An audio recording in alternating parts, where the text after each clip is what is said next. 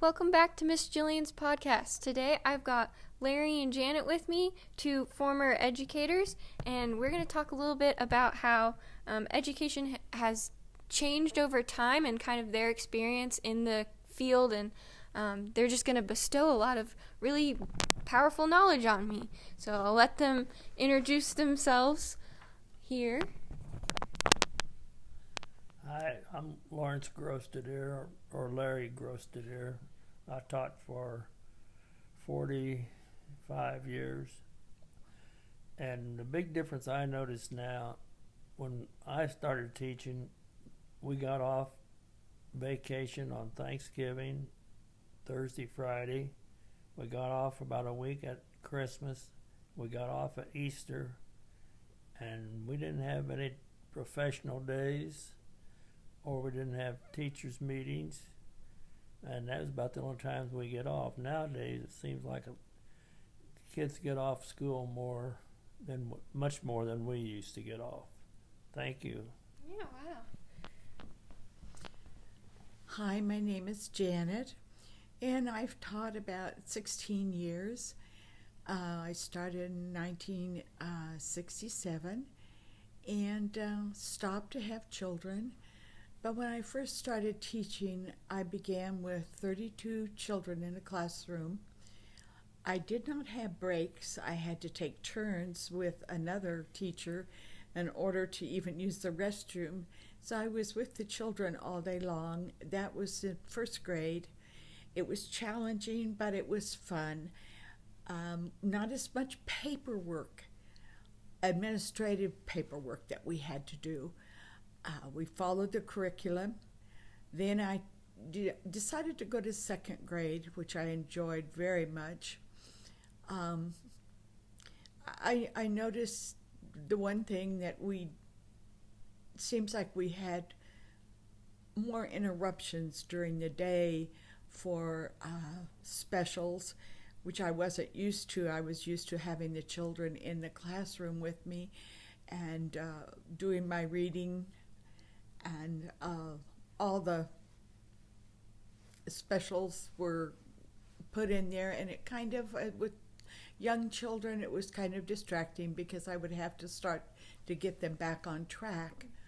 Although I think it's nice that we do have these specials, because it addresses all different varieties of children's needs. And but I do feel that we have become more heavy on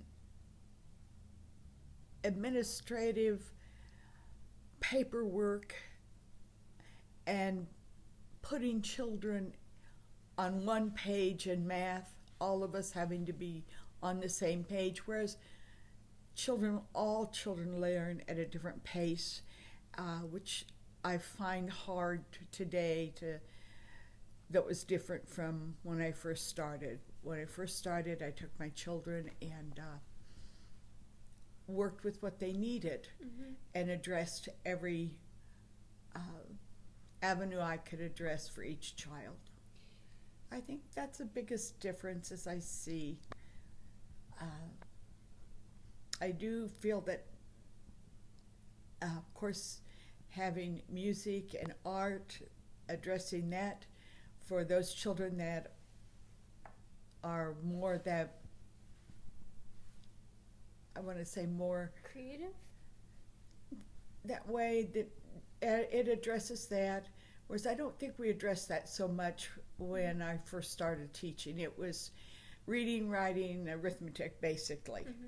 So I think that's the biggest change, I think, is the paperwork that's loaded on teachers, which really takes up a lot of time that could be for the children instead.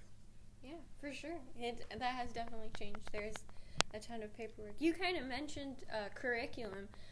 So do you by chance remember what curriculums you used, or did they do like state standards, or was it like very like dependent on the district, or?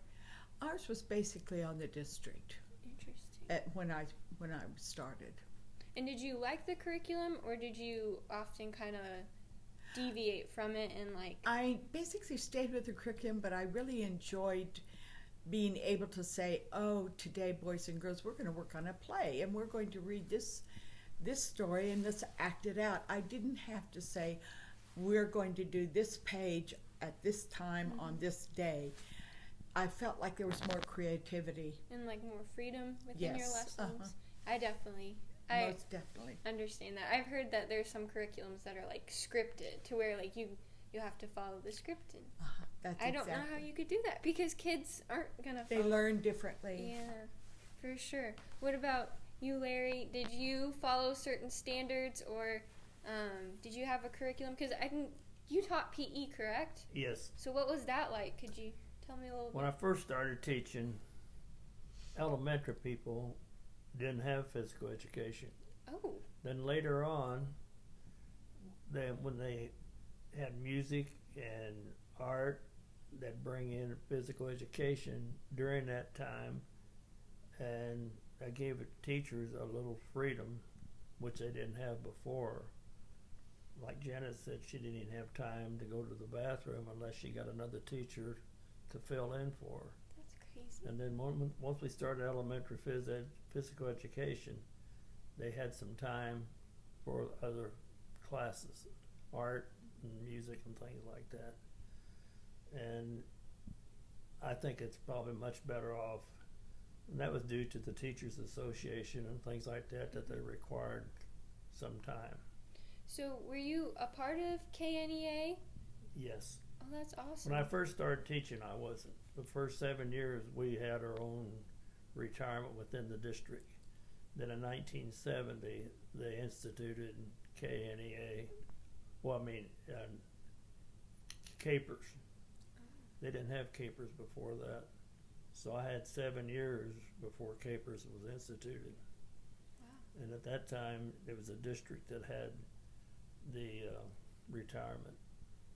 Huh. And capers is retire at 1.75% of every year you teach. And prior to 1970, we only got 1% of every year that we taught. So it's much better off today as far as teachers when it comes to retirement than it was before 1970. Yeah, and I think that's one thing that, like, it draws a lot of people, because, like, the security and, like, like, it's obviously, being a teacher is, like, amazing, but, like, that added bonus of, like, you're going to be okay when... There's a protection there. If you plan on making a career of teaching, retirement is important. Mm-hmm. Because you want to look forward when you retire that you'll have enough money to live on. Yeah, I mean, you're not wrong. But when you first start teaching, you don't even look toward retirement. Yeah, I'm not thinking about it, that's for sure. But I would say if you really want to make it your career, I would go ahead and get a master's, definitely, because it's going to help pay in the long run. So did you get a master's, either of you, or? I got a master's plus 60 hours. Oh, wow. So That's impressive. our school district had a retirement plan based on your BS, your master's plus 30, and your master's plus 60, and I was at the highest level. Oh, wow. So You almost had a doctorate, like, for real, though. You just needed to write the book. To get a doctorate, you have to go through a lot. Oh, yeah, don't tell me about that. My dad knows. But before about 1964, most school districts didn't even have a plan. Wow. Just kind of what you could go in and negotiate with your principal. So it would just be you that negotiated? Mm-hmm. Oof. And then later on, they had a regular teacher's retirement plan, like your BS plus 8, BS plus 16, BS plus 32. I think I started out at 16,000 is what I started out. And I thought, boy, I am really in the money here. Okay. I started at 36,000. I mean 3,600. Said 3,600. Oh, Okay. wow. Then I got 5,000 if I drove the bus once a day. Oh, so you also did the bus? What was that like? Was that... I'd be a little scared of that. Didn't you It ride? wasn't too bad. You were a shotgun one time, didn't you? Well, yeah, but they put in, You didn't have a shotgun. You just rode shotgun Yeah. for them. Yeah. if you drove the bus once a day, you got $50 extra per month. Whoa. Now they probably make that in one day. Probably, yeah. I don't know how the bus driving works. Well, and too, a long time ago, you didn't have the sick days or personal days. Built in. You didn't have those built in, which now that they do, which is very nice. You know, that's one benefit. You didn't have it, did you? No, but later on you had you got like 10 sick days a year, and you could build up to I forgot I don't. I 90 kinda, or something like maybe that. it depended on the district on Yeah, that. I think each district had their own policy when it I comes think so to that. too. I know now that, like, my mom, she tries not to take sick days because she can sell them back to the district and get, like, money back for not using her sick days. So, but I honestly don't know any teachers who taught and drive the bus. Usually They don't anymore. they don't anymore. I don't know. They didn't have they didn't hire bus drivers back in those days. Most of them were teachers that supplemented their income by driving a bus once or twice a day.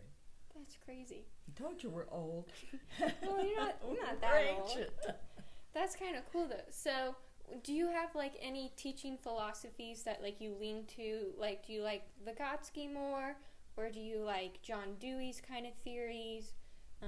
Any like, I mean, it doesn't specifically have to be them, or any kind of like philosophies that you personally have that you used. Putting us on a spot now. Sorry, I don't know. My philosophy was basically my own philosophy. Okay, could you share it with? And I looked forward when I first started teaching to do something worthwhile in life. And teaching is very rewarding when it comes to helping people. And that's one of the reasons I got into teaching. Most people aren't going to get into teaching because of money. You're not going to get paid that much. But it can be very rewarding It is rewarding. for helping kids and see them be successful. Because you went from like elementary all the way to high school, right? Didn't you teach high school? I didn't, well, a couple of years, most of it was in junior high, middle school. So you kind of saw kids like grow up for sure. That's crazy. And a lot of kids you see later on, 20 years after they got out of school, you might see them at the grocery store and things like that. That's awesome. And Janet, it takes her a long time because she taught second grade. Yeah. So, What is your philosophy? well, when I started, my main thing was, like my husband, I wanted to help children. But I think the greatest thing for a teacher is to see a child say, "Oh, I understand now." That is the most wonderful thing and wonderful feeling, to see their eyes just shine and brighten up and a smile come on their face because oh, they got it. And I think that's the most important thing. And that's why I think when we first started teaching, I think it was more fun for the kids and I think more fun for the teachers, because there was freedom to branch out and do all sorts of things and try new things and do different things and not be on the same page each day. Instead, we were teaching to each child. Yeah. And the greatest thing was just to see a smile on their face when they thought they got it and they knew they got it. And to listen to them go from not reading to being able to read a book and to get excited about a book. It was wonderful to watch them do that. I really, that's so, yeah, it is awesome. It is. It's just, your heart just gets full because you know that you have done something to help a child. And that's why we're in there. We're there to help those children. And each child grows differently. It's like a little flower. One flower may come up real fast and another flower may come up a little slower. And you have to recognize that. And For that's why I kind of think that really and truly, I wish we got a little bit more, we could go back a little ways to where we had more freedom and we didn't have to be on the same So, like, page scheduled. every single day. Yeah, for sure. Kind of. I feel like, just me personally, I feel like there's not as much play, like, in school. I don't know if you've noticed that with your grandchildren. Like, I think my mom's classroom is one of the only classrooms that has, like, a home center. And, like, she's kindergarten, so, like, that's appropriate. But, like, the other kindergarten classrooms, they do have, like, little, like, Lego tables and stuff. But my mom's got a home center. She's got, like, like, play things. Uh-huh. And I feel like that play kind of... That's very important. Mm-hmm. That's a part of life, and getting along with other children, and that's in kindergarten. That's a lot of things they're learning right there. Those soft skills are really important, like communicating and working together and that kind of thing. Do you have like a favorite project or like unit that you did, like, or game, or like, I don't know, like one project or like field trip? Pickleball. What pickleball was? Tell Jillian your story about pickleball. One day, the girls' phys ed teacher said we're going to start pickleball. And I said, pickleball? What in the world is that? So when I told the kids we were going to start pickleball, they didn't know what it was, and they all went, ugh, ugh. And I said, just relax. One day it'll be an Olympic sport. They said, sure. But now it's really popular. It's all over. People. Is that the one with like the flat, like wooden paddles? Yes. Oh yeah. Yes. Okay, I know Yes. that. Yeah. And I didn't know it's called pickleball. we started out, we made our own paddles, and That's they were cool. heavy. Oh wow. They were made out of That was many years ago. Wow. That's 3/8-inch plywood, big handle on them, and they probably weighed 2 pounds, and now they're probably strong. 6 or 8 ounces. If you're playing doubles and you got hit with one of those paddles, Oh it hurt. no. Oh my gosh. But now it's really a popular sport. And Yeah. Oh, you told them it would it be. probably never be an Olympic sport, but you never know. It might be. I heard they're making like skateboarding is now like an Olympic sport. Like Probably, yeah. Well, pickleball was right on. It's Probably. going to follow. I bet you're right. I know what you're talking about. We played that. I'm bad at all sports, so I'm sorry. Well, Like, you have a net about the same height as you would in tennis.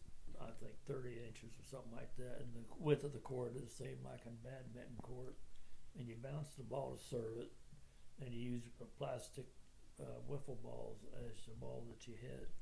And the good thing about it is, like tennis, if it goes out of bounds, you got to chase it for half a mile. Seems like to get the tennis ball back, but pickleball never goes very far away from you, and it's a much slower game, and the average kid can stay with it, because it doesn't require the hand-eye coordination like tennis would, or table tennis.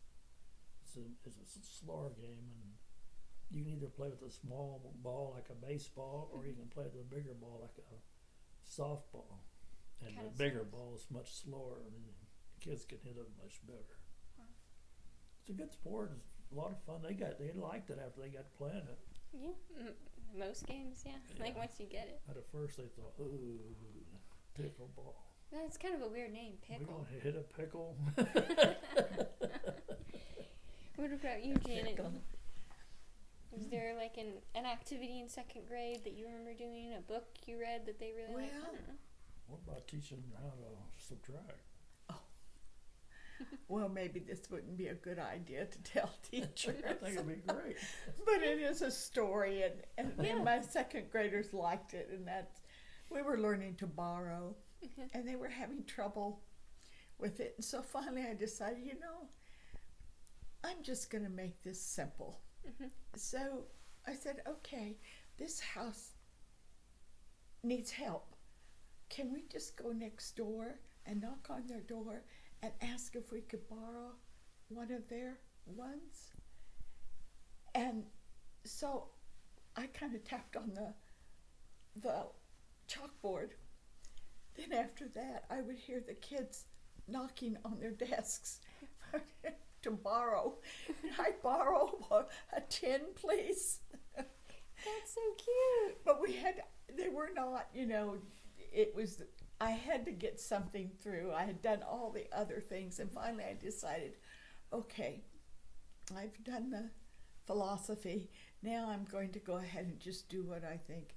And I said, okay, boys and girls, we need this, so let's go next door to our neighbor, knock on their door and ask them if we can borrow a tin and bring it over to our house. And sure enough, we have enough after we got that tin. So I would hear little knockings here and little knockings there. But I think in teaching, especially any age, you have to have love. You have to have that love, because they know if you love them. Mm-hmm. And they know if you love them, they're going to do for you. And I think that's so important. You have to have the love.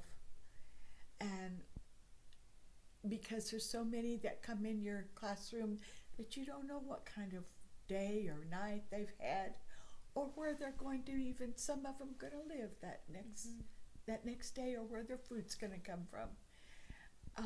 So I think you have to have a deep love for teaching and a deep love for those children.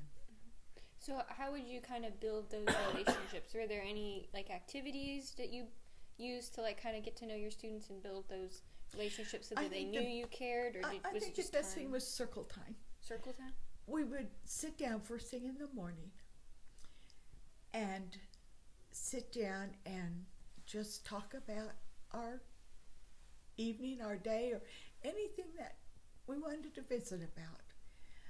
And I know one day I said I had lost my dog. My dog had died. And they knew I was really upset. And those children, each one of them came up and said, Mrs. G, you'll get better. You'll feel better. But those just sharing in the circle and knowing that they could express themselves, and there would be no ramifications. It was just right here for us. Yeah, one part of my because we have to write a pedagogy, I don't know how to say that word, but it's like a teacher philosophy, and one aspect of mine is I'm teaching them to be adults, school is practice for adult life, and if we don't practice talking to people and expressing our emotions, how are we going to have functioning adults who don't, because if you don't know how to process your emotions and get along with others, you're not going to be a very good adult, you know what I mean? I think in society. I think our play acting, we did a lot of play acting, and that I think helped a lot too. Yeah. I would have a situation for them, and then they could develop their own little play, how they wanted to do it, and work with each other. Of course, they worked in groups, and they had to come up with group ideas. I think that helped them, practicing that conflict resolution type. Yes. That's awesome. That's cool. That's cool. And then we just did plays that were in books, and they loved it. And that really helps with fluency, yes, for sure. So that's cool. You tied those kind of soft skills into the lesson, and that's awesome. We're trying to do that now. I don't know why it took us that long to figure it out, but that's so cool that you were doing it back then. I was wondering, what are your thoughts on technology in the classroom? Do you think that's a good idea, or what do you think? Do you not mind? Well, I think in this world right now, in our day and age, it's a must. It's an absolute must. Older people like us are getting left behind unless we have younger to teach us what to do. But in a way, I think it's lost the personal touch. that's the one thing that kind of bothers me. We had one granddaughter who did virtual school, which was good, but at the same time, I could see some things that probably were not advantageous to her.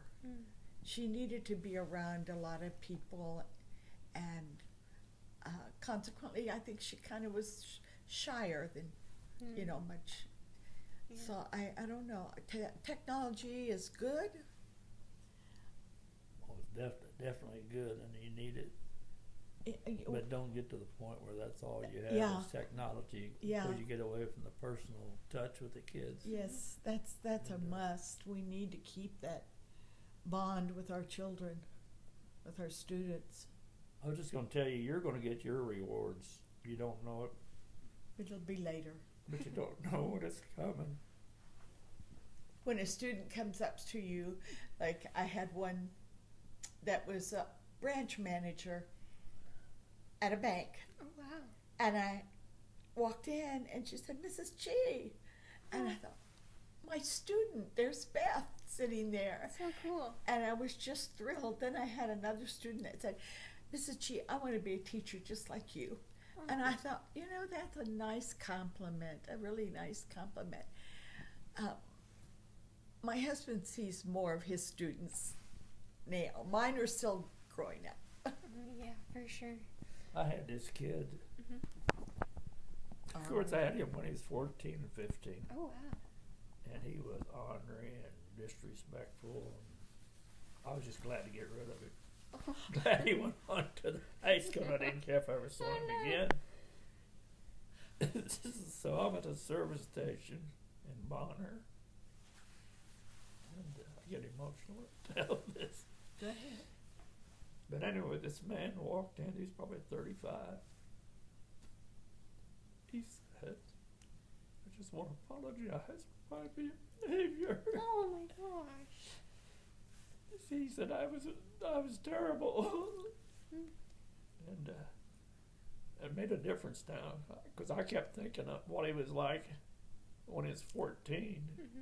If he hadn't come in when he was 35, I would have still thought about him like he was when he was 14. But that changed my whole outlook on what he was like, And you probably just being like a good model of what an adult is supposed to be like, being pretty Well, you never know. Well, I'm sure because he felt like he needed to go and apologize because you obviously were still nice to him even though he was kind of angry. You were always good to all those kids. Well, it takes a while for kids to realize and grow up. how bad they really were. But- But that's part of growing up at that age. Ornery. How Middle ornery. school is hard, Yes, for it is. everyone. Give me It a is. junior high kid that's never in trouble. That's unusual. Yeah. I would be scared then. That's when I would be scared because, if that means that nobody knows what's going on with them. And that's what really scares me. I think his wife's the one that straightened him out. Well, Because she said, "You did stuff like that?" You had a student also. We were having pizza one afternoon at a local pizza shop, and we got up to leave, and the lady said, "We're waiting for our bill." She said, "Well, it's already been paid. Mr. G's student paid for it." Oh, that's so awesome. And he became a minister. Wow. Yeah. You get to touch so many people's lives and see And so you never many- know when you're going to do it. Yeah. And You what- never know when it's really going to hit you that I made a difference in this child's life. I have to tell one funny story. Oh, yes, please. I had the children, I had 28 of them, all lined up so that we could go to a lunch. And I had gotten some new earrings. And they noticed them. This one little boy said, "Mrs. G, you got new earrings." And I said, "Yes, I did." He said, are those gold? Was that real gold? I said, "Well, yeah, it is." "Does your husband know you bought those?" Oh, my goodness. He's watching out for you. But all the kids don't turn out. You know, some of them, well, you lose a few along the way. Yeah, you do. And we've had a few that We've had got some in trouble, that's went gone to jail, and things like that. Made bad decisions. That's really But hard. most of them turn out good. That's one thing. I have a special education teacher because we have to take some classes so that we know like how to work with psychology, educational psychs, and that kind of thing, and like how an IEP meeting will go. And she's talked about how like a lot of those students like really struggle and end up going to prison and that kind of thing. And one of the things is like as a teacher you have to be okay with like not saving everyone and like not. It's hard though. You need to try to You have connect to, with everyone, but like right. it's a two-way street. If they don't want to engage, then you have to let them. But you try as hard as you can, and I know it's hard to realize that one of your students ends up in a place you don't want them, and we've had a few of those. Yeah, it's hard. But we've had a lot of really wonderful ones, and a lot of good memories, and You're going to love your kids, and you're going to... You will, Jillian, you will, and they will love you because they will know that you Care. love them and you care. And you're going to feel sorry for them, and they're going to make mistakes. And you want to do whatever you can. When you see one that's hungry, you want to make sure that they have food. Or it's just you wear a lot of different shoes. For sure. So, any final remarks that you would like to bestow upon me and anyone else that may come across this podcast? I would just say, be who you are. And I can see you care. Oh, You're a caring person. thank you so much. And that's what it's going to take to be a good teacher, I think. Of course, your knowledge, but the main thing is caring and loving those kids. Yeah, be friendly with your kids. When you see them in the morning, say, good morning, how you doing? Yeah. Always be ready to greet them. They I always love greeted that. them with a hug. Yeah. Of course, mine were little. Nowadays, I don't know if you can do that. I don't know whether you can do that today. Side hugs is Yeah. what we're allowed. We used to give big hugs. Just always a big hug. Because you, the teacher, might be the only person that day that gives them a friendly response and talk to them and ask them how they're doing, things like that. That's true. And those pencils, those many, many pencils I bought, that may be their only time they get a really neat pencil. I mean, Yeah. from the places that I taught. Yeah. For sure. So it sounds like the building might have changed and like the lesson formats might have changed, but like the love and care and like the passion behind teaching is never changed, and so is pretty consistent over the years. So thank you for sharing that with me, and you want to say goodbye? Yep. Good luck to you. Yes, Thank you. Jillian, you'll do fine. Thank you so You'll much. fine. You have a big heart, Oh, thank you. and that smile of yours. Oh no. Always have a smile. Thank you so much for speaking with me, and thank you so much for being on my podcast. Well, You're welcome. very welcome.